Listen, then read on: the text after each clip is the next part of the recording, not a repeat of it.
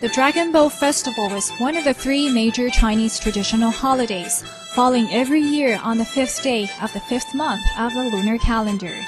The festival indicates the start of the 5th month, during the transitional phase between spring and summer when various diseases began to spread.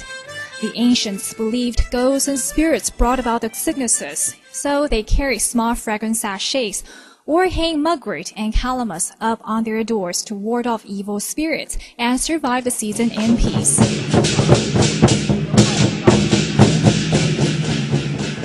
An alternate story about the festival was to commemorate the death of Qu Yuan, who lived over 2,000 years ago as a ranking official in the state of Zhou during the Warring State period of the Zhou dynasty. He was disheartened to see his country in grave danger, but powerless to do much because he was framed by his enemies. Heartbroken and desperate, he committed suicide by drowning himself in the Miluo River on the 5th day of the 5th lunar calendar. To find his body, villagers boated and threw rice and food into the river to prevent fish from eating the deceased. They eventually evolved into the tradition of holding dragon boat races and eating zòngzi, an angular rice ravioli wrapped in bamboo leaves on the festival. The boat race from an ethnological perspective is seen as a form of cultural survival, but the race also displays the competitive spirit of the modern-day sports. The event attracts local and international rowing teams to join the fun. Before the races are kicked off, a special ceremony is held to offer prayers to the gods to appease the river and protect the people from misfortunes.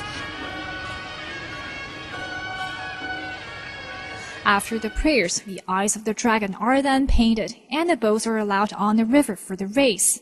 At the sound of the gun, the teams take off, leaving swooshes of trails on the blue river. The teams row to the rhythm of the drum and paddle in unison to reach for the finish line.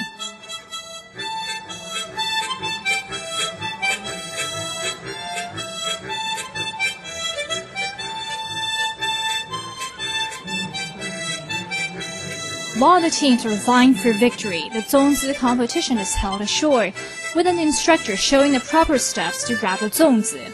I think that it was a lot of fun to learn how to make the zòngzi.